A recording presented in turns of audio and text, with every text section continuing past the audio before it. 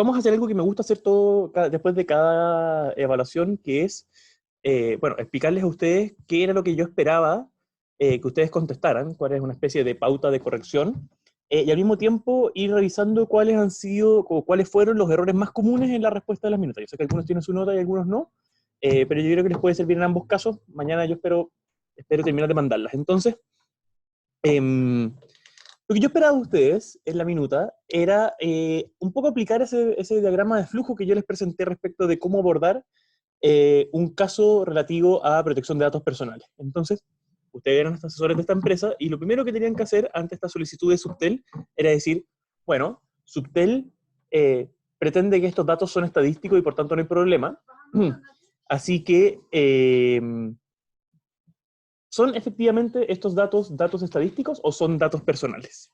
Y ahí era importante que ustedes dijesen, bueno, en principio estos parecen ser datos estadísticos, pero pueden llegar a ser datos personales si uno considera que esta persona, aunque solamente es el número de teléfono y no se vincula directamente su identidad, puede llegar a ser determinable. Y ahí era importante que ustedes mencionaran el tema del esfuerzo mínimo, la jurisprudencia que está en el sílabo y en el PPT, y en el fondo discutieran cómo concretamente se podría configurar esta vinculación entre el número de teléfono y la persona específica que permitiese considerar el dato que pide Subtel como dato personal. Si ustedes llegaran a la conclusión que no había mucho más que hacer, porque bueno, si no es un dato personal, vamos y lo entregamos. En la medida en que se hubiese argumentado correctamente eso, podría acceder a un 7 de todas formas. Si ustedes decían, bueno, esto a través de este estándar de determinable y a través de estos estándares de esfuerzo mínimo, yo puedo efectivamente llegar a vincular, por tanto, es un dato personal. Lo segundo que tenían que hacer ustedes era identificar cuál era la causal de habilitación que Subtel estaba invocando. Esa causal era el artículo 20, que es la excepción al consentimiento establecida en favor de los organismos públicos.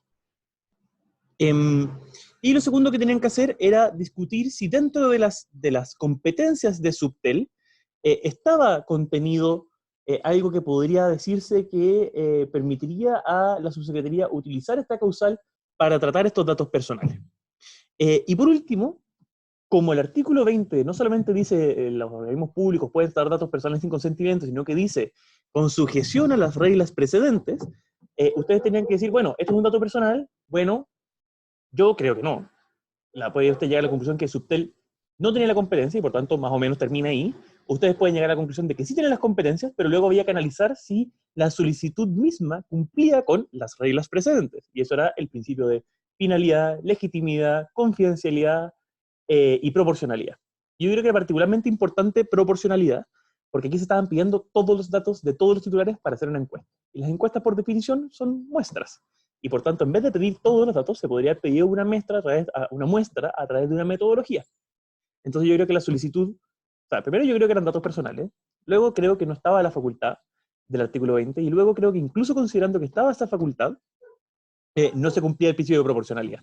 Y de este caso yo creo que muchos se dieron cuenta, está basado en un caso real. De hecho, muchas personas encontraron la jurisprudencia y la sentencia de la Corte de Apelación y la Corte Suprema, porque esto fue una solicitud que el año pasado le hizo la Subtel a todas las empresas, y por tanto ahí incluso había una columna de derechos digitales que era fácil llegar a esa información. ¿Cuáles fueron los errores que yo consideré más comunes? Primero, muchas personas asumieron, bueno, esto es un dato personal porque la Subtel tiene muchos recursos y técnicamente va a poder vincular estos datos. Pero parte de la evaluación era comprensión de la tecnología, entonces ustedes me tenían que dar un ejemplo concreto de cómo se podría vincular. Entonces algunos pusieron, bueno, es cosa de agregarlo a WhatsApp y uno puede ver su foto y su nombre. Sí, efectivamente, bueno, habría que ver si eso se puede automatizar o no. Otros dijeron, bueno, es cosa de llamar y preguntarle cómo se llama. Sí, también. Pero también podría, por ejemplo, cruzarse con otras bases de datos que sí vinculan número con identidad. Y por tanto, si yo tengo una base de datos que dice mi root y mi número de teléfono, yo la cruzo con esta base de datos, entonces yo ya tengo root, número de teléfono, pero también comuna, pero también tipo de plan, pero también comportamiento de si yo uso Internet o no uso Internet. Entonces voy, como hablamos en la clase de datos personales, voy cruzando bases de datos, voy triangulando. Entonces ahí muchos no hicieron ese paso de dar un ejemplo concreto de cómo se iba a hacer la vinculación para efectivamente considerar esto un dato personal. Luego otros tampoco dijeron derechamente así como, ah, bueno, sí, sí, es el artículo 20 y la Subtel tiene competencias, o la Subtel no tiene competencias. Y muchos no se metieron en la Ley General de Telecomunicaciones, donde el archivo, donde el numeral A y el numeral K eran los que más se podían acercar a esta idea. De hecho, la Subtel en la litigación utilizó el numeral A, es decir, la potestad que tiene la Subtel para proponer políticas públicas. Entonces había que discutir si eso era lo suficientemente amplio para abarcar esta solicitud de información, y no solamente la solicitud, sino que también la facultad de transmitirlo a una tercera empresa. Eh, Luego también me pasó que algunos o hablaban de todos los datos juntos o hablaban de todos los datos en separado, y había que hacer un poco ambas. Había que distinguir cuál de los datos que se estaban solicitando eran datos personales, y por tanto la conclusión que se podía llegar era entreguemos todos los datos menos los números de teléfono, pero también había que era importante decir, ah, bueno, estos datos, si entregamos cada uno por separado, puede no ser un dato personal, pero si lo entregamos todos juntos, entonces a través de su combinación, sí lo son. Entonces ese razonamiento faltó un poco. Y otros errores de forma, a pesar de que yo lo había puesto harto énfasis en las instrucciones, el típico del estudiante de Derecho, teniendo en consideración lo anteriormente expuesto, díganlo nomás, solo díganlo.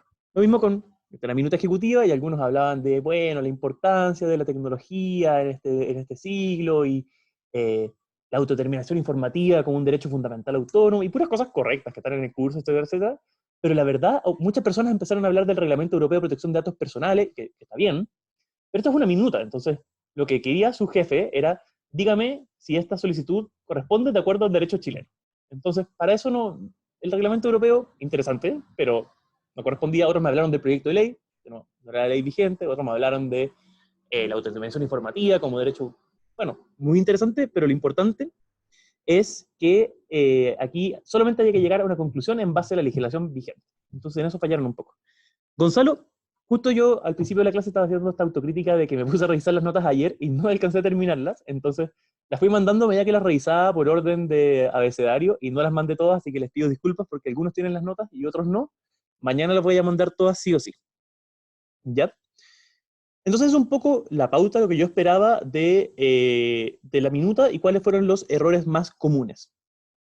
¿Comentarios? ¿Preguntas?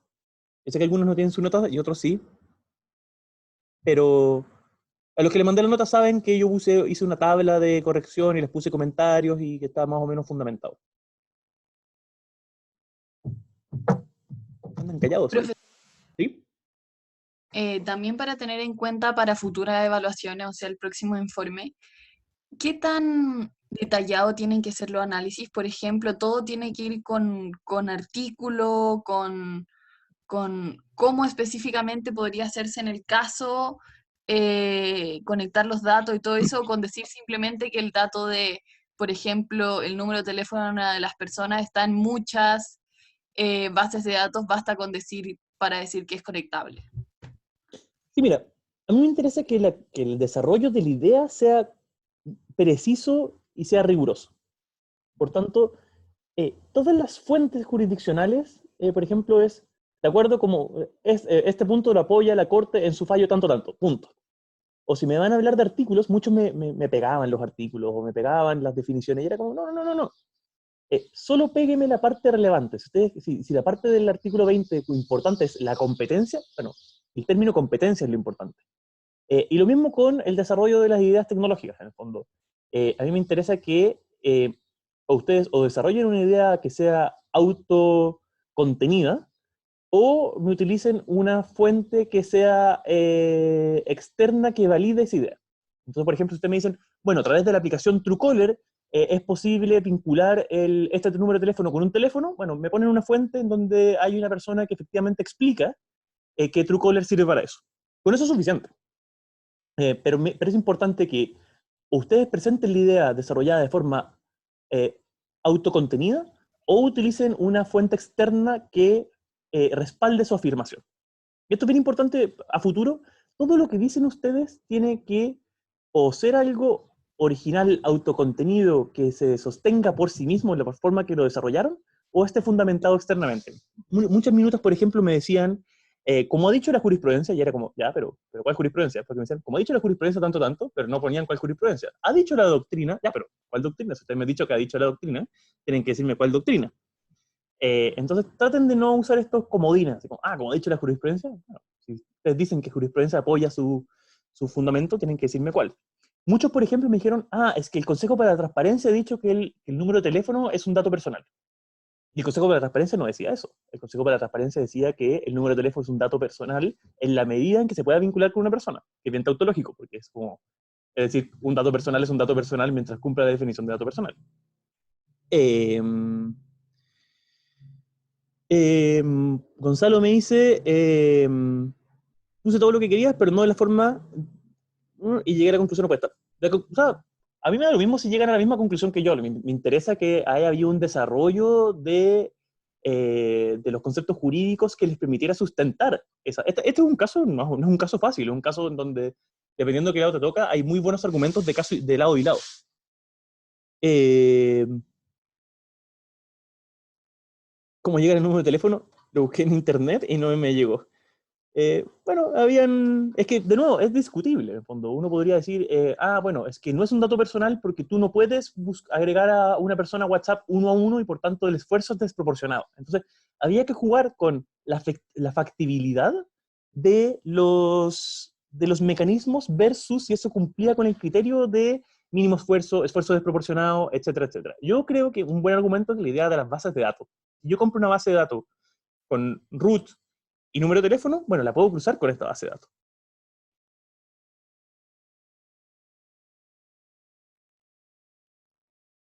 Lucas, creo que siguiendo la pauta, me entregar la respuesta dentro de 1800 caracteres.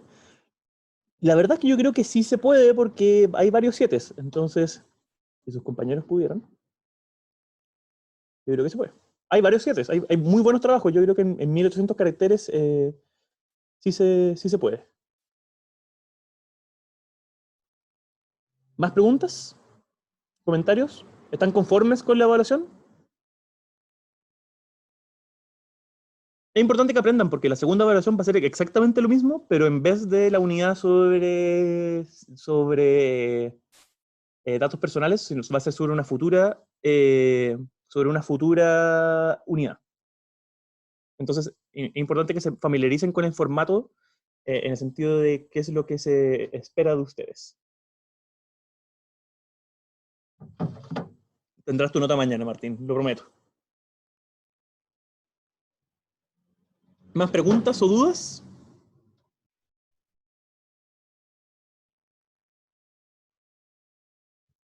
La gente que ve este video en YouTube debe ver sentir estos silencios incómodos, terrible.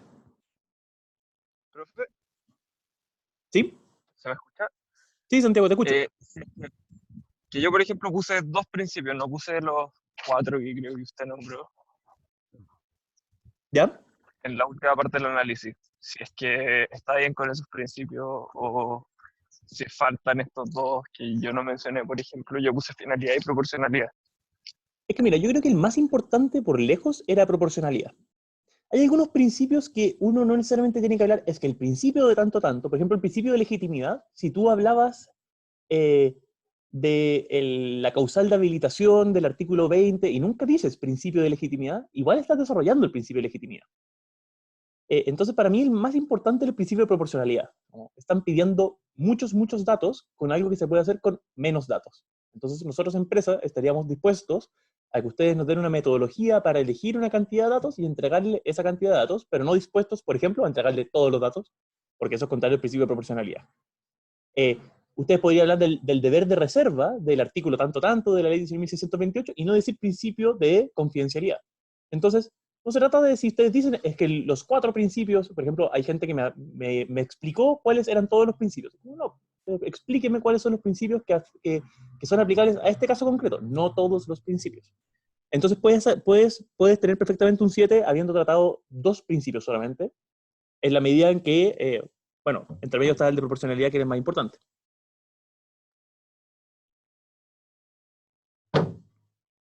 Profesor, otra pregunta para tener presente para el próximo informe. ¿Ya? en cuanto a la conclusión, ¿es necesario optar por sí, debería haber entregado los datos o por no, no lo debería haber hecho? ¿O uno puede como dejar claro cuáles son las alternativas y sus consecuencias jurídicas? ¿O es necesario optar por una? Mira, yo creo que más que decir hay que hacer esto, lo que es importante es llegar a una recomendación concreta. ¿Entiendes? Y esa recomendación concreta puede ser no necesariamente binaria, puede ser eh, presentar a tu jefe, decirle, aquí hay dos caminos posibles. Uno es no entregar los datos e ir a litigación, o otra opción es solo entregar una parte de los datos, pero lo importante es que ustedes presenten cuáles son las opciones y cuáles son sus consecuencias. O se la juegan por una opción de decir, ¿sabes qué? Yo hice una evaluación y creo que, de acuerdo a los ordenamientos jurídicos, no corresponde entregar todo, o sí corresponde. Lo importante es que no me hagan una cosa así de, mira, esto es una discusión muy interesante y hay muchos argumentos para cualquiera de las partes. No. Y yo soy un jefe y tengo una solicitud concreta y tengo que llegar a una decisión respecto a esa solicitud concreta y para eso tengo a una persona experta en este tema que me puede explicar qué es lo que tengo que hacer. Ok, entiendo. Muchas gracias. ¿Más preguntas?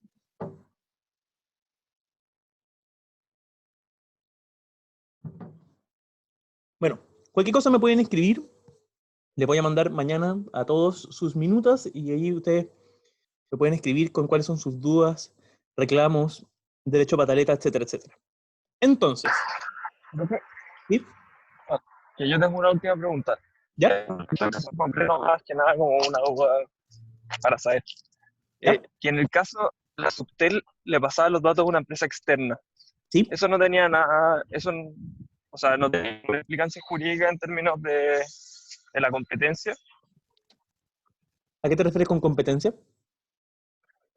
No, y una de las causales de habilitación era la competencia que tenía la Subtel, que se podía basar en la ley eh, no me acuerdo ahora Claro. el nombre. No, yo creo que sí tenía que ver. O sea, en el fondo uno podría comentar, a ver, nosotros podríamos llegar a eventualmente a la conclusión de que la Subtel puede pedir estos datos, pero es muy distinto tener la facultad para pedir datos que tener la facultad para pedir datos y además traspasarlos a una empresa privada.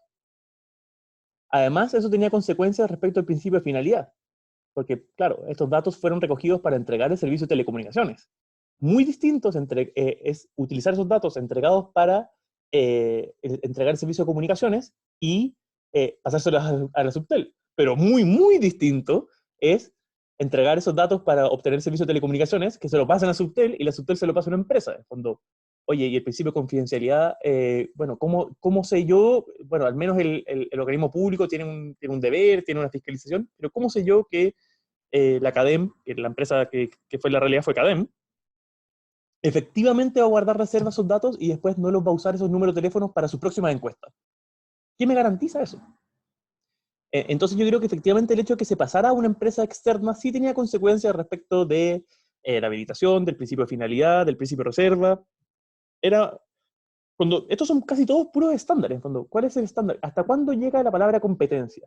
¿Hasta cuándo nosotros permitimos que esto se considere dentro de la misma finalidad? Entonces, todo eso, el hecho de que se pasara a una empresa externa te obligaba a demostrar un paso más allá, ¿me entiendes? En esta pelea de estándares. En mi opinión. Ustedes me podían argumentar lo contrario y se podían sacar un 7 de todas formas. No sé si eso contesta tu pregunta, Santiago.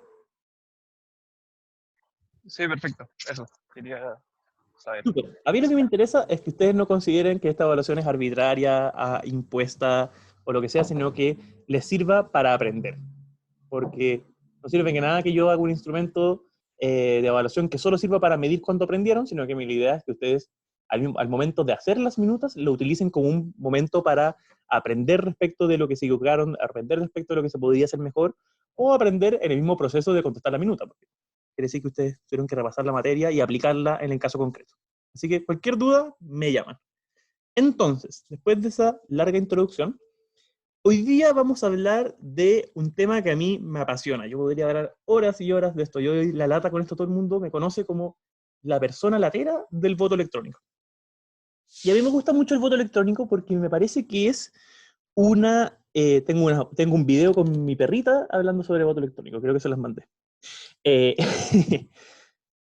Me parece que el voto electrónico es un caso muy, muy interesante en donde para poder abordar el tema del voto electrónico en una perspectiva de política pública, no tienes que saber solo de derecho, o no tienes que saber solo de informática, o no tienes que saber solo de ciencia política, sino que tienes que explorar un poco de las tres áreas. Y para abordar de forma rigurosa este tema, tienes que ser de las tres áreas, y no lo puedes hacer solamente desde tu silo particular del derecho o tu silo particular de la seguridad informática, y hay mucha gente muy, muy ciega de que da mucho jugo solamente porque está con sus anteojeras disciplinarias en este tema. A mí me parece muy interesante el voto electrónico porque me parece que es una muy buena aplicación de lo que hemos aprendido tanto en datos personales como ciberseguridad. Entonces, no tomen esta clase como una clase de materia, yo os voy a preguntar sobre el voto electrónico, sino que tómenlo como una forma de aplicar lo que han aprendido en las clases sobre ciberseguridad, cifrado, etcétera, etcétera. Entonces, ¿han leído ustedes un libro que se llama El problema de los tres cuerpos, de Cixin Liu? Es una trilogía. Para este curso es más o menos requisito tener algún nivel de empapamiento con la ciencia ficción, especialmente la ciencia ficción de distopia. ¿Han leído El problema de los tres cuerpos? Iba a salir una película, pero nunca salió. ¿No han leído El problema de los tres cuerpos? Muy buena. De hecho, no es tan antigua, es más o menos nueva, pero estuvo en la lista de libros favoritos de Obama y ahí como que despegó. Ya, bueno, nadie lo ha leído. El problema de los tres cuerpos es una trilogía de ciencia ficción buenísima. Y es un chino, es una persona de nacionalidad china, Cixin Liu, parte en que están en la revolución cultural maoísta, y están las juventudes destruyendo los saxofones y los violines y destruyendo toda la herencia china. En la mitad de la revolución cultural, matando a sus papás, delatando a sus papás con la policía secreta, y llegan los extraterrestres. Entonces la premisa del libro es muy buena. Y la gracia del problema de los tres cuerpos es que es una novela que introduce en la trama, a través de la trilogía, toda la trama de la novela gira en torno a problemas de física teórica que no están resueltos. Entonces el problema de los tres cuerpos es, bueno, ¿cómo podemos calcular la gravitación o las fuerzas gravitacionales respecto de tres cuerpos? Y eso, hacerlo de dos cuerpos, la física newtoniana es súper fácil, pero hacerlo respecto de tres cuerpos es matemáticamente muy difícil y es un problema matemático que todavía no se resuelve. Entonces aquí, en este caso, los extraterrestres vivían en un sistema solar con tres soles, entonces no tenían una forma de calcular sus órbitas a futuro, entonces eso genera un montón de problemas. Y habían problemas matemáticos respecto de la velocidad de la luz y un montón de cosas súper entretenido. Toda la trilogía está basado en problemas de la física no resueltos. Muy, muy, muy entretenido. ¿Por qué es relevante el problema de los tres cuerpos con el voto electrónico? Y aquí me voy a pegar un spoiler, pero un spoiler chiquitito, porque no es respecto de la trama misma del libro.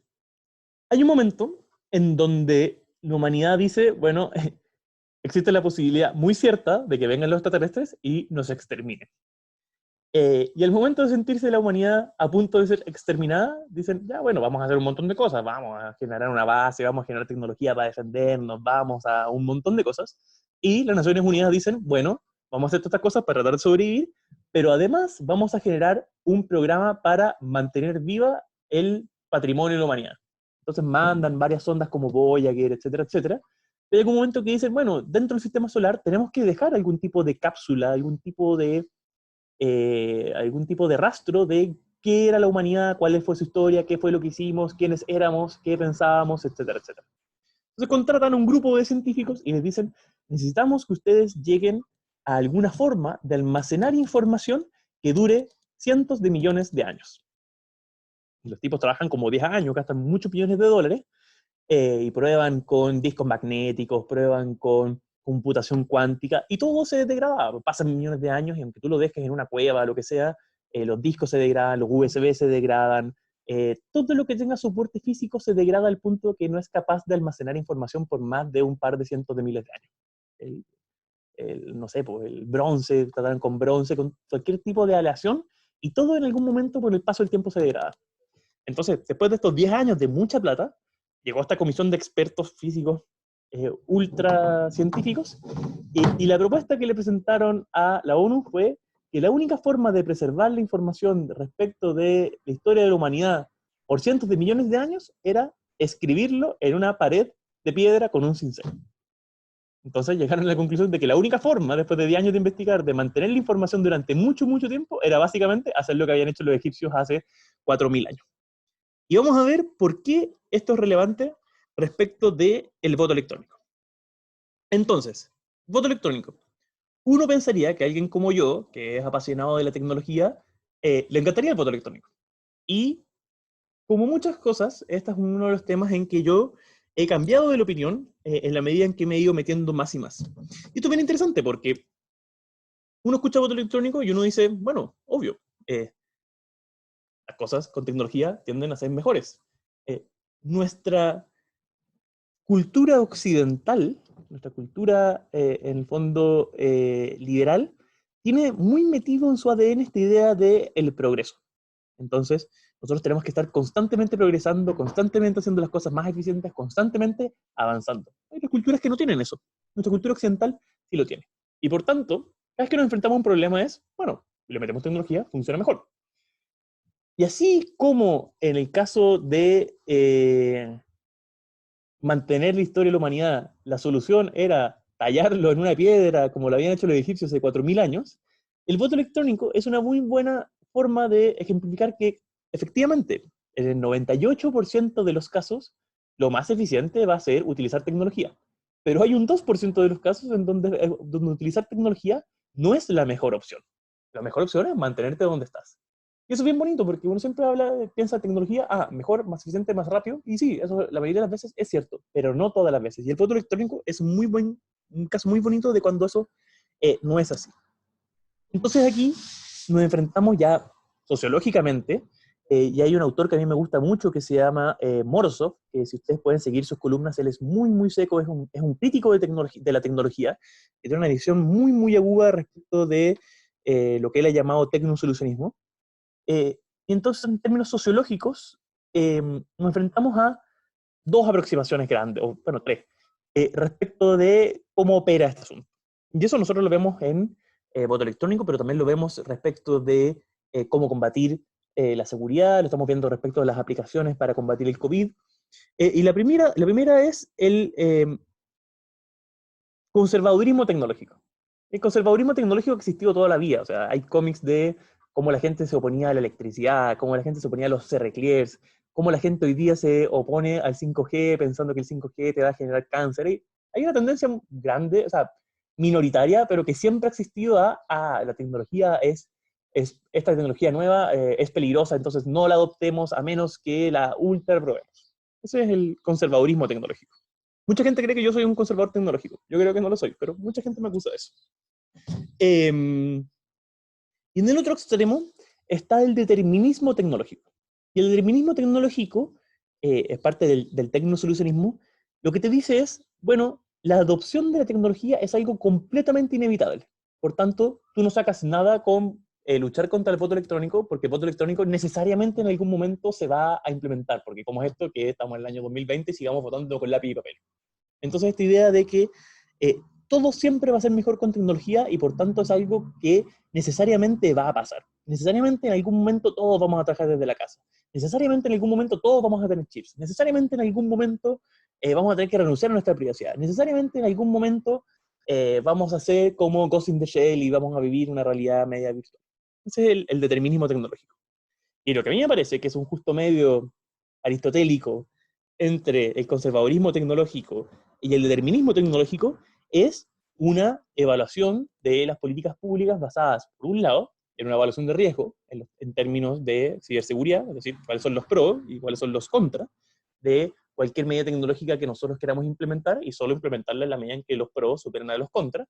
Y por otro lado, algo que tiene que cruzar a las políticas públicas transversalmente, la idea de que cualquier medida siempre tiene que estar basada en la evidencia. Por tanto, no nos dejemos llevar por sesgos respecto de, la tecnología es mala, no la sumamos, o, la tecnología necesariamente es buena, entonces la tenemos que implementar, sino que vayamos viendo caso a caso, basado en la evidencia, qué es lo que nos conviene. Entonces, ¿qué es la evaluación, la gestión de riesgo o evaluación de riesgo? Y es algo que ustedes, si leen la Política Nacional de Ciberseguridad, se van a encontrar constantemente en materia de ciberseguridad, y la evaluación de riesgo es, o la gestión de riesgo es, justamente tratar de cautelar la ciberseguridad.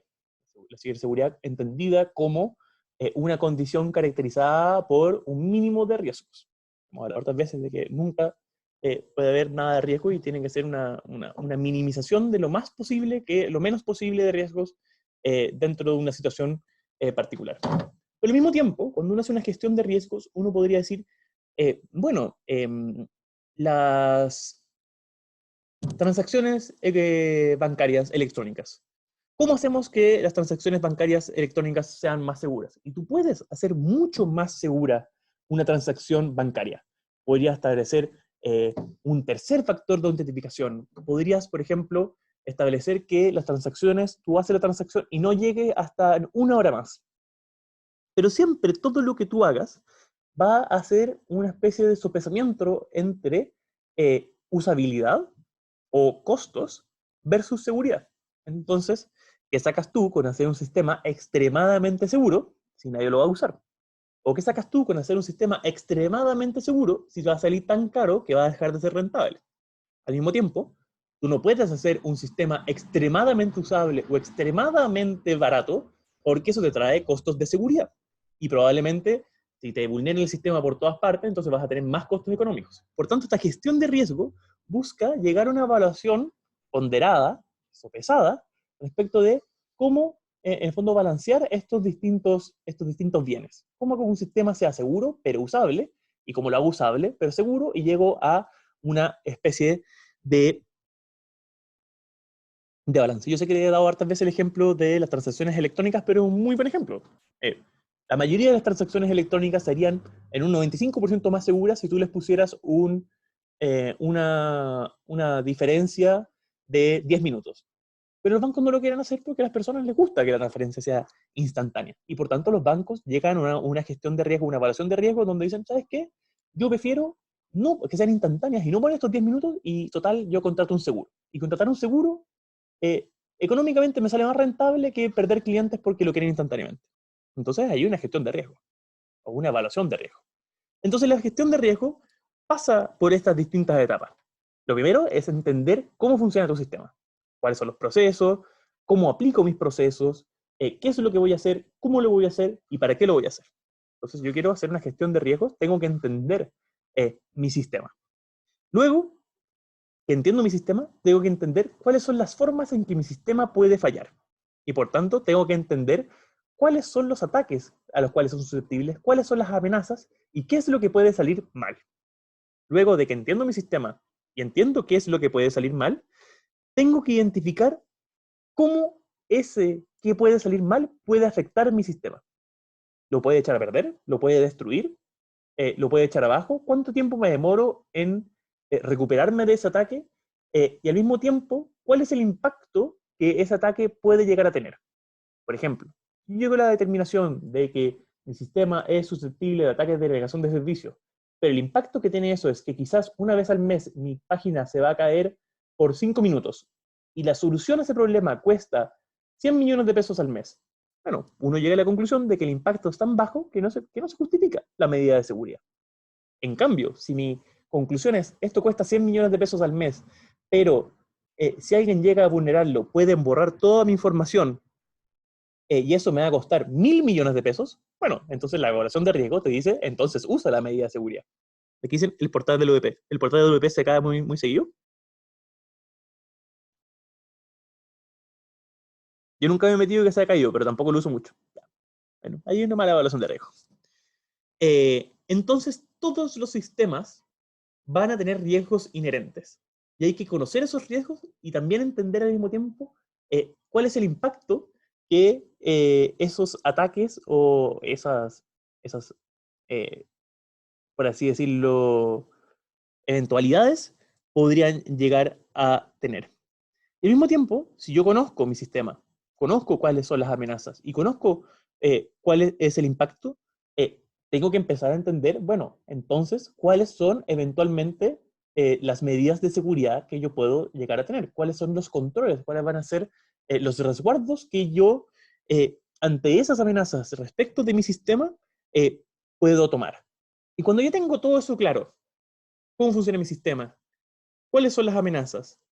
¿Cuál es el impacto que pueden tener esas amenazas? ¿Y cuáles son los mecanismos que yo puedo tomar para prevenir esos ataques o esas eventualidades? Yo tengo que hacer dos cosas. Primero, tengo que decir, bueno, ya sabemos cuáles son los ataques que puede sufrir este sistema. Entendemos cómo funciona el sistema y sabemos cuál es el impacto. Pero ¿qué tan probable es que esto pase? En el fondo yo puedo decir, bueno, yo tengo un sistema y este sistema puede ser vulnerado de tal manera, y si es vulnerado de tal manera, esto me puede costar tanta plata. Pero ¿qué tan probable es que eso suceda? Porque si la probabilidad es 1 en 1 millón, bueno, quizás económicamente o en términos de seguridad me conviene simplemente correr ese riesgo. Entonces, ¿cuál es la probabilidad de ese sistema? O sea, de que esa amenaza suceda. Y una vez que yo tengo todos esos factores determinados, yo los puedo meter en la juguera y llegar a una especie de índice de riesgo. ¿Qué tan terrible es si yo agarro todo esto que puede pasar? Ya conozco cuáles son los controles, conozco cuánto cuestan, conozco cuál es la probabilidad, conozco cuál es el posible impacto, y quiero saber cuál es el índice de riesgo. ¿Es mi sistema riesgoso? ¿Es mi sistema seguro? ¿Qué tengo que hacer? ¿Bajo qué circunstancias? Y eso es lo que en el fondo nosotros vamos a calificar como matriz de riesgo. Y aquí hay un ejemplo muy sencillo de una matriz de riesgo. Entonces, en esta matriz de riesgo, esto es ciberseguridad. En esta matriz de riesgo, nosotros tenemos identificadas esto es asumiendo que nosotros conocemos nuestro sistema y conocemos cuáles son los mecanismos de control. Entonces, en esta matriz de riesgo, que está muy simplificada, nosotros tenemos distintas amenazas identificadas. Entonces, por ejemplo, podemos decir cuál es una amenaza identificada es accesos no autorizados. ¿Cuál es el impacto de un acceso no autorizado? Es un impacto alto. ¿Y cuál es la probabilidad de que mi sistema sufra un acceso no autorizado? Bueno, también es alto. Entonces yo multiplico y el índice de riesgo me sale severo, porque el impacto es alto y la probabilidad es alta. Y por tanto, si el índice de riesgo es severo, es muy probable que se justifique tomar medidas de seguridad. En cambio, si nosotros nos vamos a probabilidad de pérdida de datos, eh, el impacto es severo, pero la probabilidad es baja. Por tanto, yo hago la multiplicación y me sale que el índice de riesgo es bajo o a lo más normal. Por tanto, si yo soy una organización y tengo recursos limitados, la forma en que yo tengo para priorizar ciertas medidas de seguridad respecto de otras tiene que estar basada en esta matriz de riesgo. Vemos el ejemplo de Zoom. Todos hemos visto que en Zoom, sí, las noticias, y salen los expertos, que Zoom es tan inseguro, bla, bla, bla, bla, bla. Bueno, efectivamente, Zoom es inseguro. La mayoría ahora estamos usando Zoom. La mayoría de los problemas de Zoom eran más bien de configuración. Entonces, claro, Zoom por defecto permitía a los invitados compartir pantalla. Entonces, si tú no configurabas Zoom, como yo lo he configurado, si ustedes se fijan, ustedes no pueden compartir pantalla. Entonces, claro, si tú hacías una reunión de Zoom abierta, pública, donde la gente conocía la URL y no tenías clave, bueno, podía llegar cualquier invitado, poner su pantalla y poner cualquier cosa. En la Universidad de Diego Portales se hizo el lanzamiento de un libro feminista y llegó un idiota y puso pornografía infantil. Entonces, ese era un problema de configuración.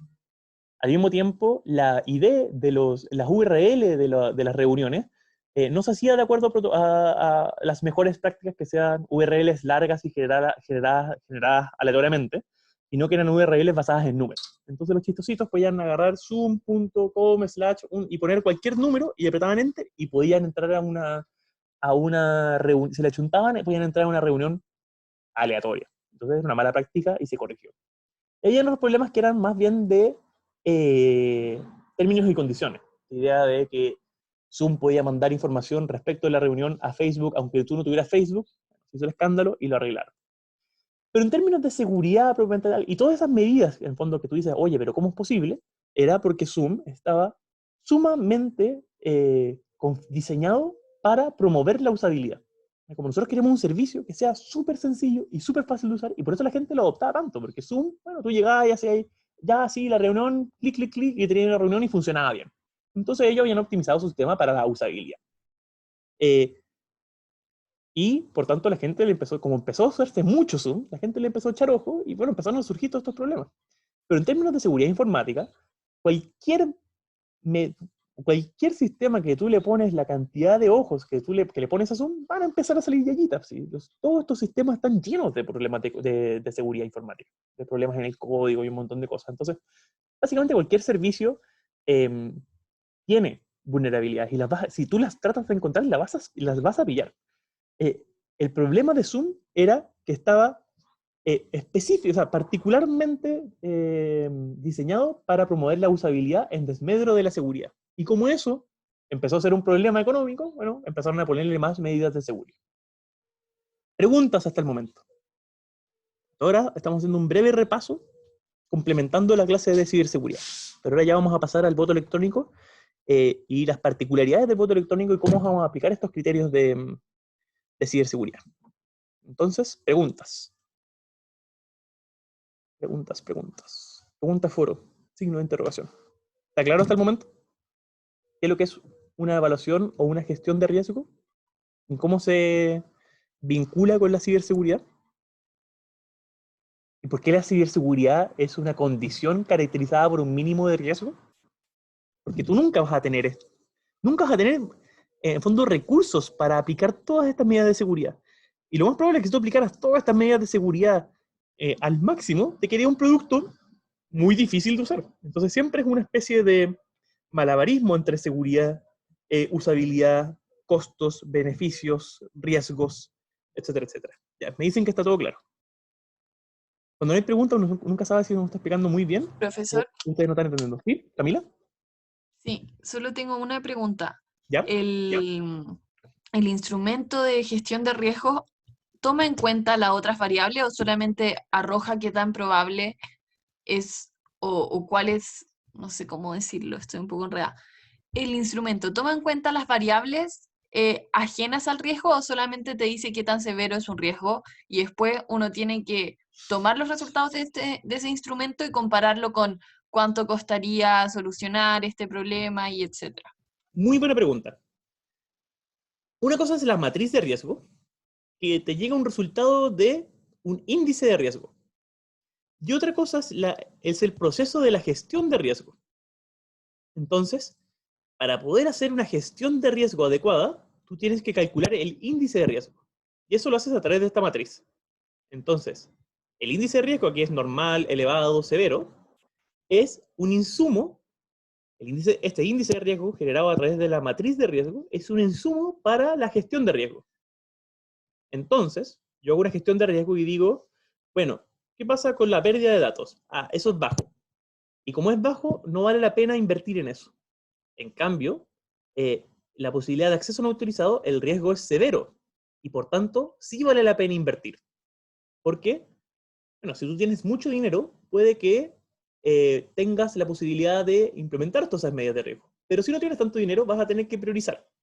Y tú priorizas a través de eh, el proceso de gestión de riesgos, del cual una de sus variables va a ser el índice de riesgo calculado a través de la matriz.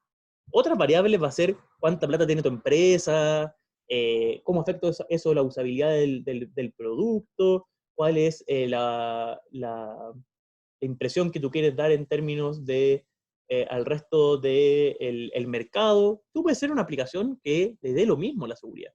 Es decir, ¿sabes qué? A nosotros nos da lo mismo la seguridad. Y por tanto aquí el producto es gratis, pero tú vételas por ti mismo si te pasa algo.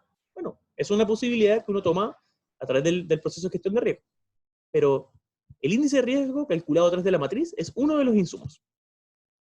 Entonces, por ejemplo, a mí mucha gente me dice, oye Pablo, pero ¿cómo usas Zoom para hacer tus clases si es tan inseguro?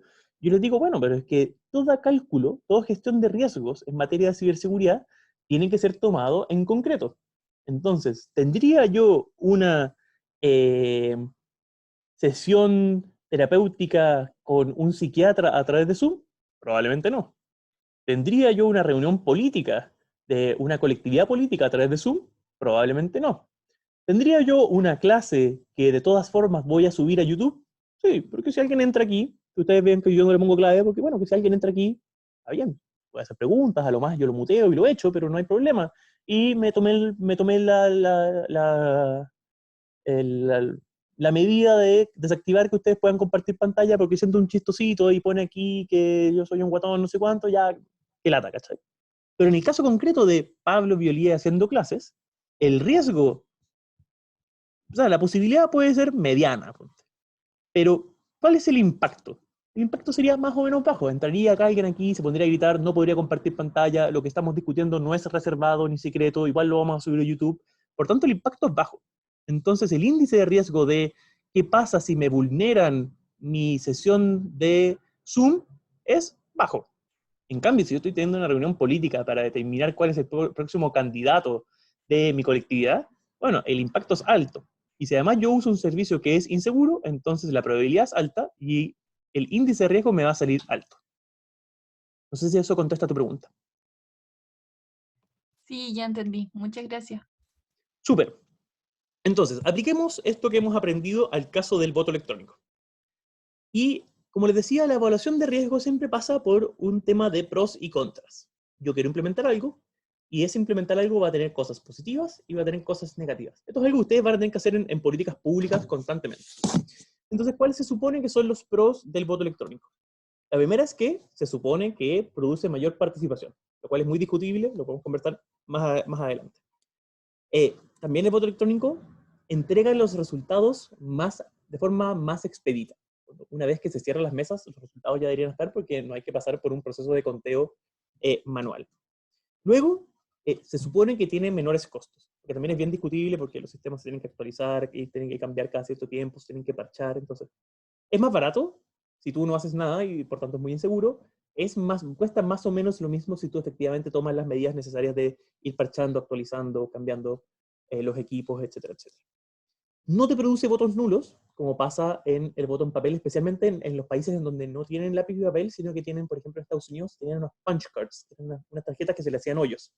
Entonces tenían un problema que aunque es como que tú le usaras ahí una, no se llama engrapadora, una perforadora. Entonces a veces los votos no se marcaban y quedaban colgando. Entonces, ¿qué hacemos con los votos que quedan colgando? ¿Se cuentan o no se cuentan? Entonces, con el voto electrónico no tienes el problema de los votos nulos. Y por último, significa una menor intervención por parte de los seres humanos. Y se supone que los seres humanos somos arbitrarios, injustos, sesgados, etcétera, etcétera. ¿Cuáles son los contras? Que es lo que vamos a ver más adelante. Bueno, que hay problemas con el secreto del voto, hay problemas con la garantía del voto personal, hay problemas de transparencia, hay problemas de auditabilidad, hay problemas de seguridad y problemas de privacidad. Y los vamos a ir viendo uno a uno. De todas formas, esto es algo que ustedes siempre tienen que tener en consideración. No sé si puedo agrandar esto, me quedo medio chico. Cuando tengan discusiones de estas características, es súper importante distinguir niveles. La mayoría de las veces, cuando uno tiene una discusión y de discusión no resulta, es contradictoria, no va para ningún lado, no es productiva, es porque uno está teniendo discusiones a niveles distintos. Entonces, en el voto electrónico hay 3 modalidades de voto electrónico. Y cuando uno está discutiendo sobre voto electrónico, uno siempre tiene que decir a qué modalidad se está refiriendo. Porque si no, uno puede establecer reproches respecto de una modalidad del voto cuando uno está pensando en otra, o uno puede decir cuáles son los beneficios de un tipo de voto respecto de todos los tipos de voto cuando no necesariamente lo tiene, etcétera, etcétera. Entonces hay 3 modalidades de voto electrónico. La primera es la modalidad presencial a través de una pantalla, que es la más común de todas. En el fondo, ¿han visto Los Simpsons cuando Homero va a votar y marca a Obama y se le marca Bush? ¿O se le marca, no me acuerdo quién?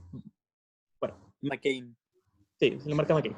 Entonces, ese es el sistema más típico del voto electrónico, que tú vas físicamente, entras a una casilla y tú votas. Eso te asegura el secreto del voto porque tú estás en una casilla.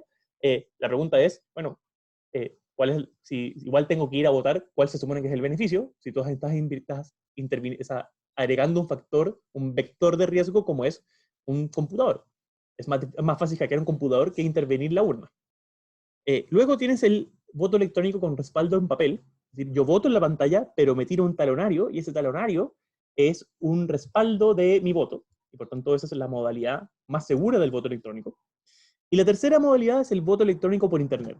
Yo voto desde mi casa, voto desde el celular, entonces no tengo que ir a votar y eso genera más participación, etcétera, etcétera. Y en el resto de la clase me voy a referir a esa modalidad, que a mi gusto es la más insegura y la que es menos capaz de resguardar ciertos requisitos que nuestro proceso eleccionario considera intransables.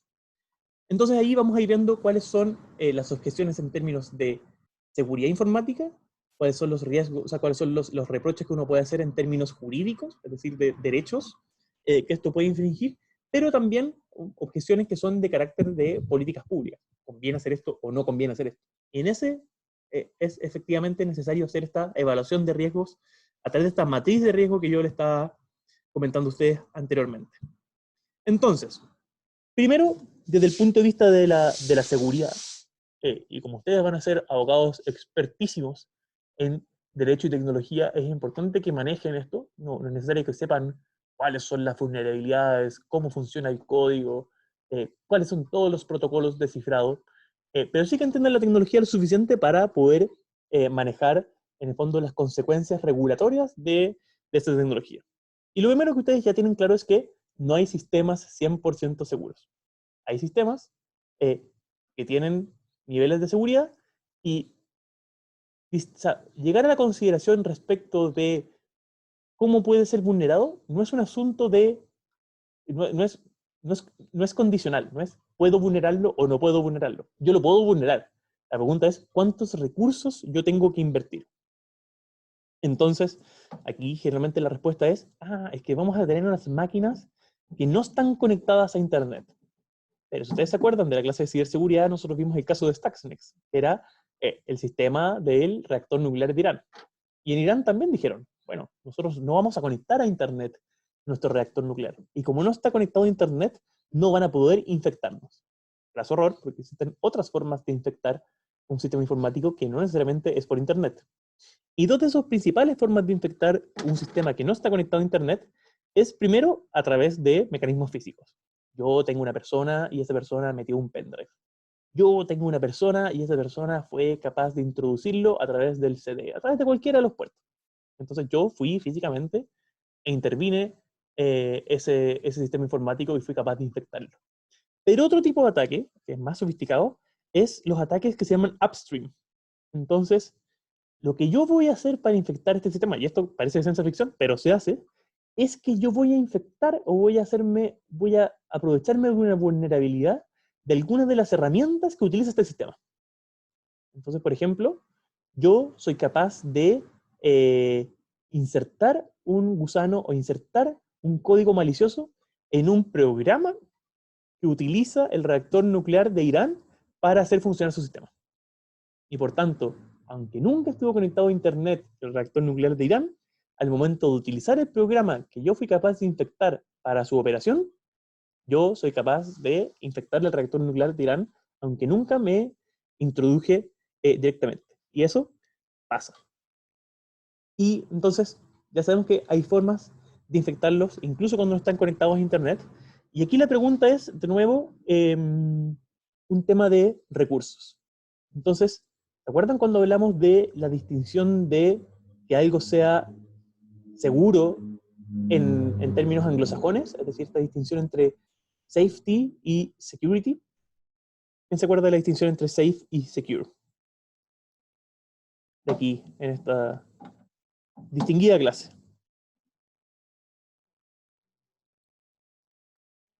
Camila, Cristian, Antonio, Álvaro, Alonso. ¿Se acuerdan de la distinción entre Nicolás, Santiago, Martín, Luna, Lucas?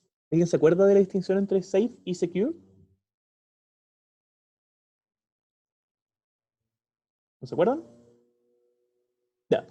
Básicamente, nosotros en castellano solo tenemos una palabra para que algo sea seguro, que es seguro. En cambio, los estadounidenses y los anglosajones tienen dos términos, safe y secure. Entonces, safe es seguro en el sentido en el cual los ascensores son seguros.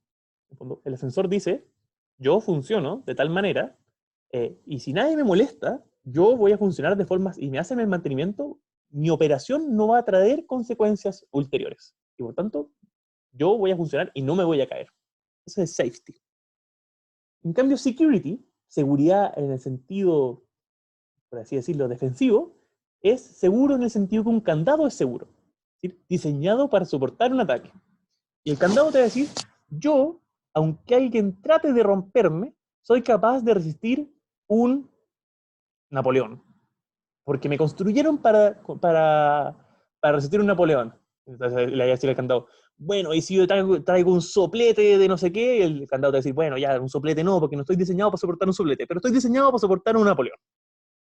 Entonces, safe es, bueno, esta cosa funciona de forma segura en el sentido en que no va a explotar.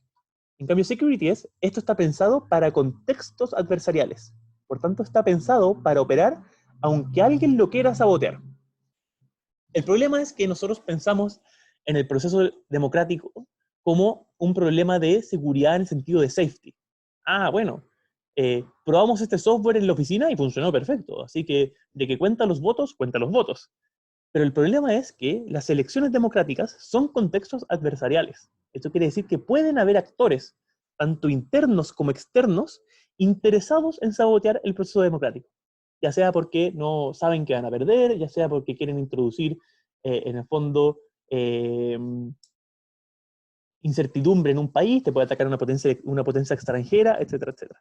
Por tanto, cualquier tipo de sistema de votación electrónico tiene que ser capaz de resistir el ataque de un Estado adversario. Y como hablamos en la clase de ciberseguridad, los estados son aquellos agentes que son más capaces de generar ataques persistentes y sofisticados. Entonces, si nosotros hacemos y agarramos la matriz de riesgo, ¿cómo pondríamos aquí el voto electrónico en términos de impacto? ¿Cuánto impacto generaría, por ejemplo, si el plebiscito de octubre es intervenido y a la mitad de la población que perdió el plebiscito está convencida de que el plebiscito en realidad fue hackeado y que el resultado no es legítimo? ¿Qué creen que sería el impacto en nuestro país si algo así pasara?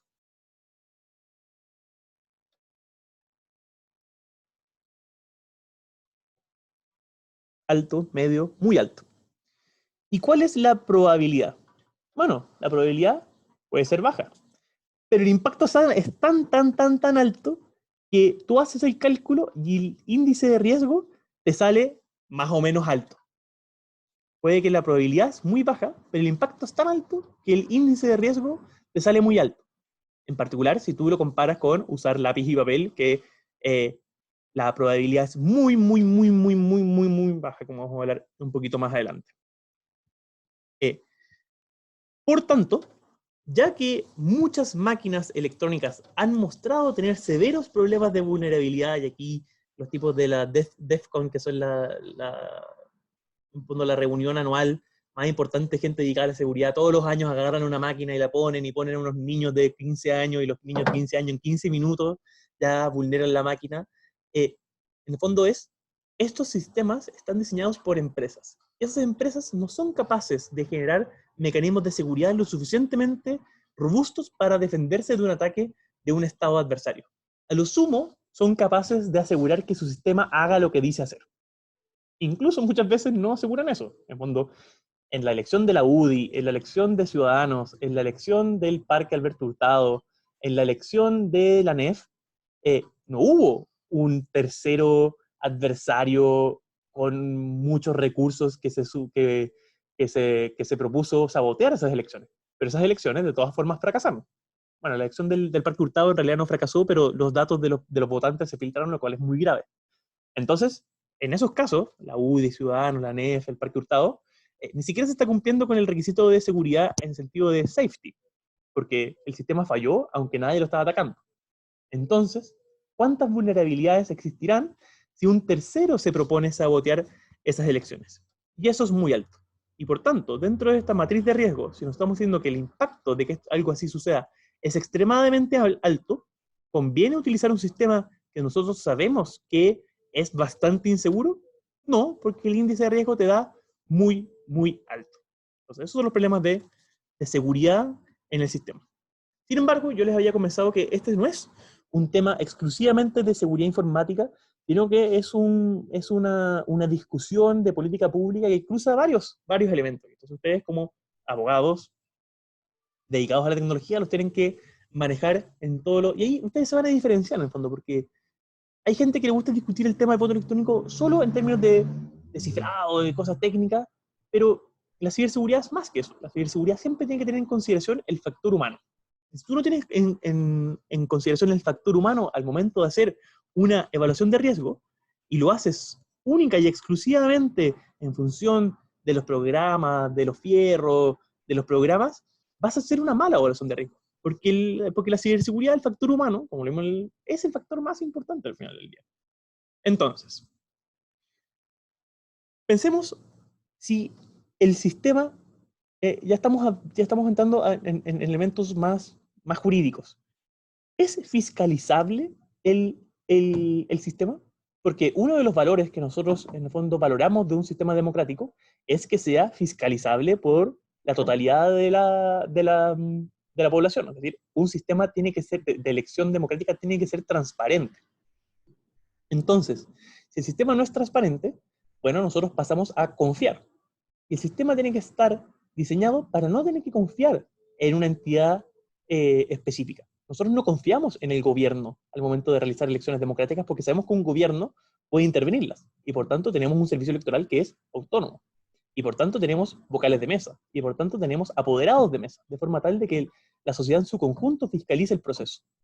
Y aquí hay un teorema matemático que se llama el teorema Haas-Bohr, que es por sus creadores, que en el fondo lo que dice es que hay una especie de catch-22, un catch-22, una contradicción al momento de que un sistema informático sea capaz de garantizar tanto la integridad del voto como el secreto del voto. Y aquí lo que dice el teorema Haas-Bohr es, bueno, si tú quieres generar un sistema que sea efectivamente auditable, tú vas a tener que hacer un sistema en donde yo pueda establecer una trazabilidad del voto, de forma tal que quede registro, quede un log, quede un registro de que el voto se contó como efectivamente se emitió. ¿Cuál es el problema? Que si yo genero un sistema de trazabilidad para poder demostrar que el voto efectivamente se contó como se emitió, yo no voy a poder disociar el contenido del voto del votante. Y por tanto, si yo no disocio el contenido del voto del votante, hay un problema con el secreto del voto. Porque cuando nosotros vamos a votar y firmamos y ponemos la colilla y marcamos nuestro voto, el voto que nosotros metemos en la urna es completamente indistinguible del resto de los votos. Por tanto, es imposible que alguien luego vincule el voto que yo emití con mi identidad. Por tanto, da lo mismo que se filtre el contenido de la urna, nunca van a poder decir Pablo Biolíe votó por tal persona. En cambio, si yo tengo que guardar el voto vinculado con el votante para poder resguardar la integridad y la verificación y la trazabilidad del voto, si ese voto se conoce, se roba, se filtra, bueno, vamos a saber cómo votó toda la población chilena. Y ese es un problema que se suma al hecho de, bueno, como estos sistemas son sistemas que son licitados a empresas, generalmente usan un sistema de votación que es propietario. Y si el sistema es propietario, significa que no es de código abierto y por tanto es muy difícil auditarlo por parte de, en el fondo, de expertos externos que sean capaces de verificar la integridad del sistema y verificar que no existan vulnerabilidades. Entonces aquí hay un problema que es en parte de seguridad y en parte de transparencia. Porque, bueno, si yo tengo una elección en lápiz y papel y algo pasa en una mesa y alguien va y ya, y esta mesa quedó invalidada, o esta mesa se modificaron los votos. El hecho de que a mí se me comprometa una mesa dentro de un proceso de eleccionario a nivel nacional, ¿me da vuelta una elección? ¿Me da vuelta 2.000 o 2.000 votos una elección? Probablemente no. En cambio, si a mí me comprometen a nivel central el sistema de tratamiento de la información de una elección electrónica, bueno, pueden modificar la cantidad necesaria de votos para darle vuelta a un sistema. Y al mismo tiempo, aquí hay un problema de confianza. Con el sistema de voto en papel, hay apoderados, hay vocales de mesas, y hay una fiscalización física con los ojos de que cada voto efectivamente fue emitido y fue contado y se armaron los registros y por tanto es la sociedad en su conjunto que fiscaliza el proceso. En cambio, con este sistema nosotros tenemos que pasar a confiar en la empresa, tenemos que pasar a confiar en las personas que hacen las auditorías externas y por tanto pasamos a confiar en un grupo reducido de expertos y que todos esos grupos reducidos de expertos no solamente son honrados, sino que además son diligentes. Y eso es complejo, porque pasamos una responsabilidad, en el fondo transversal de la sociedad, a un grupo reducido de personas y eso hace menos transparente el proceso y finalmente menos democrático. Y respecto de eso, aquí hay una sentencia muy bonita del Tribunal Constitucional Alemán que rechazó el voto electrónico en Alemania por varias consideraciones, pero la más contundente, creo yo, y además la más bonita, la más jurídicamente relevante, fue no solamente, bueno, es que la trazabilidad, la seguridad, bla, bla, bla, bla, bla, que uno puede estar horas discutiendo con un ingeniero informático respecto de, bueno, si su sistema es seguro o no. Y la verdad es que probablemente nunca vamos a llegar a una conclusión muy, muy final si el sistema es seguro o no, porque las vulnerabilidades pueden no estar detectadas. Y lo que le dijo el tribunal alemán es, bueno, un principio de una elección democrática es que aquellas personas que participen no solamente voten, sino que sean capaces de hacerse parte de la elección y fiscalizarla. Y por tanto, para que las personas puedan hacer eso y puedan confiar en el proceso, necesariamente tienen que entender cómo funciona el proceso electoral y de conteo de los votos. Y si la persona no entiende cómo funciona el proceso, entonces, si no lo entiende, no es capaz de hacerse parte, no es capaz de fiscalizarlo y pasa a confiar en el sistema. En el momento en que confía a ciegas en el sistema, el proceso deja de ser transparente, pero al mismo tiempo impide que las personas se hagan parte. Entonces, se ven las noticias, las elecciones, que se queda la gente y cuenta los votos a viva voz y se pelean los votos nulos. Bueno, ahí tú ves que la persona siente que puede incidir en el proceso, porque yo fui y peleé los votos, y yo fui y me hice cargo de yo mismo ver que se estuvieran contando los votos. La persona se hizo parte del proceso. En cambio, si tú votas, marcas en la pantalla, ¿cómo sabes tú que el voto que tú marcaste efectivamente se contó como tú lo dijiste? Yo no soy experto informático. ¿Cómo yo fiscalizo esto? Hay una barrera, en el fondo, de capacitación técnica, pero al mismo tiempo hay una barrera, en el fondo, de entendimiento. Si yo no lo entiendo, ¿cómo me hago parte? Y por tanto, dice, la sentencia dice, por muy seguro que sea el sistema, eso no compensa la capacidad de control por parte de los ciudadanos. Y ese es el principio de entendimiento, que yo lo encuentro muy, muy, muy contundente. Y al mismo tiempo, en fondo, lo que dice el tribunal alemán es, bueno, aquí hay una debilitación del proceso porque en vez de estar todos fiscalizándolo, en el fondo estamos pasando a confiar en un puñado de expertos. Y eso, en el fondo, empobrece el sistema democrático, no en el sentido de la democracia de, el derecho que tengo yo de emitir un voto, sino que en el sentido de cómo me hago parte del proceso más allá de solamente votar. Y a mí me parece que eso es una razón muy, muy contundente. Y pasando a las razones ya completamente jurídicas, nosotros tenemos, esto ya es cosa de abogados, pero es muy interesante porque esto uno piensa, que es súper sofisticado, no, son consideraciones súper simples pero súper poderosas en el fondo. El secreto del voto no es algo que a nosotros se nos ocurre, en el fondo, es algo que está en la Constitución. Y no solamente en la Constitución, sino que en varios tratados internacionales ratificados por Chile. Por tanto, nosotros no podemos transar el secreto del voto. Nosotros no podemos decir, es que este sistema es mucho más eficiente, así que da lo mismo. Yo peleo con una empresa de voto electrónico, que se forran, y el otro día lo fueron a entrevistar, y después me vinieron a entrevistar a mí, y el periodista me dijo, no, es que los tipos de la compañía de voto electrónico me dijo que esto era súper conveniente, porque así, si uno votaba desde el celular, nos podíamos juntar todos a hacer un asado, a discutir cómo votar. ¿Cómo? Amigo, ¿tú te das cuenta que la Constitución dice que el voto tiene que ser secreto? ¿Cómo me presentas tú como un beneficio que la gente se puede ir a juntar a hacer un asado a votar? No, pues el voto tiene que ser secreto. Entonces, lo que no se tiene en consideración Esto es como las vacunas. Estamos tan acostumbrados a las vacunas y estamos tan desacostumbrados a las enfermedades que se producen si no tenemos vacunas, que no las conocemos. Entonces no sabemos lo que es la polio, no sabemos lo que es la viruela.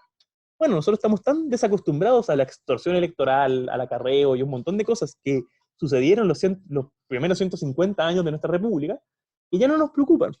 Pero las garantías y los requisitos y las medidas para prevenir el cohecho y el acarreo electoral existen porque eran un problema muy real.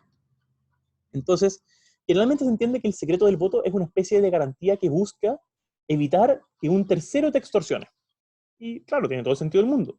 Si yo voto desde mi celular, ¿cómo me hago cargo yo de que mi empleador me diga, vota al frente mío o no te doy bono?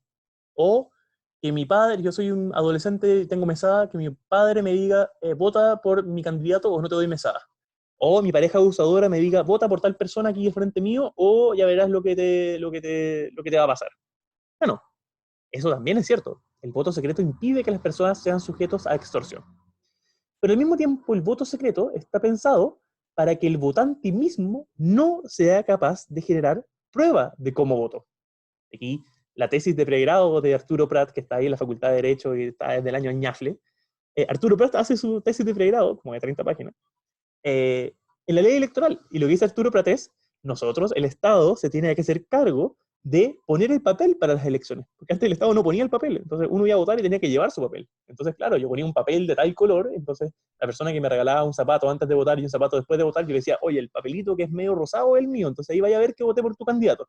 Y Arturo Prat dice, bueno, para efectivamente consagrar el derecho al voto, todos los papeles tienen que ser iguales. El punto es, el secreto del voto está pensado para que la persona no pueda generar prueba de cómo votó. Porque las personas que están en situaciones de vulnerabilidad tienen en el fondo la tentación de vender su voto.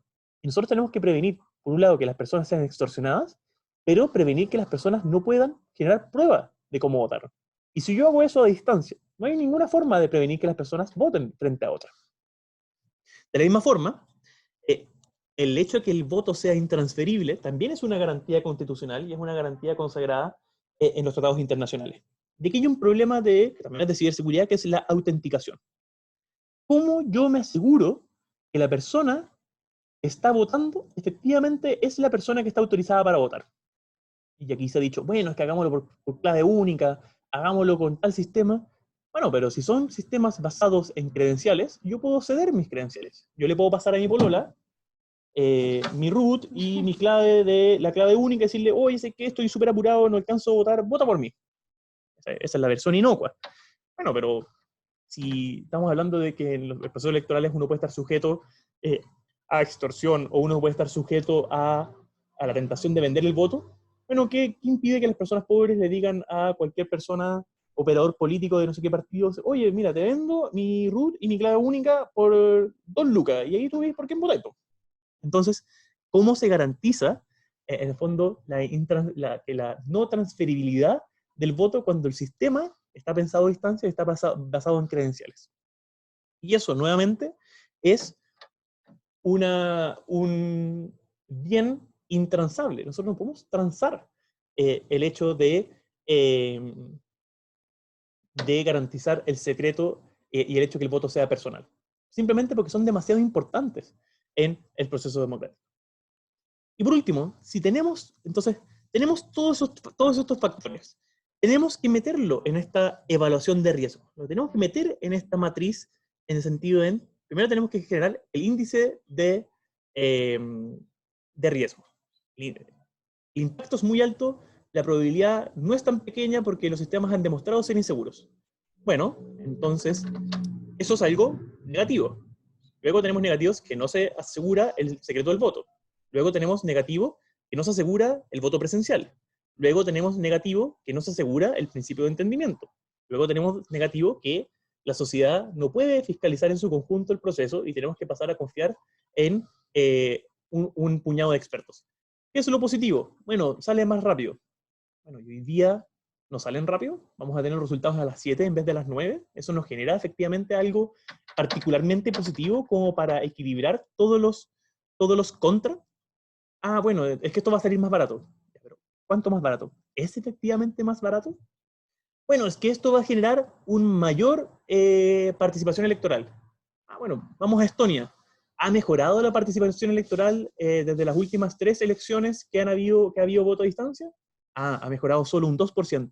¿Y ese 2% es atribuible necesariamente al voto a distancia? No, no necesariamente. Bueno, entonces, ¿cuáles efectivamente son estos pros que serían capaces de al menos compensar todos estos contras? Además, no solamente los tienen que compensar, sino que tienen que ser mayores que los contras. Entonces, como dicen los gringos, if it's not broken, don't fix it. ¿Por qué vas a arreglar algo que no está roto? Entonces, hagamos la evaluación de riesgo en base al índice de riesgo y veamos si esto realmente vale la pena. Justamente porque además hay principios democráticos que son completamente intransables. Entonces, a mí me interesaba hacer esta clase de voto electrónico justamente porque me parecía que era una buena forma de ilustrar lo que hemos ido aprendiendo en materia de ciberseguridad. Como ven ustedes, tiene un componente técnico, pero también tiene un componente ya más de políticas públicas. Así que no sé si tienen alguna duda. Lo tenemos que hacer un poco rápido porque nos quedamos harto rato en el tema de las minutas, pero espero que les haya servido un poco para redondear esta unidad de ciberseguridad como una forma de justamente generar esta aplicación de los conceptos que ya íbamos ido aprendiendo.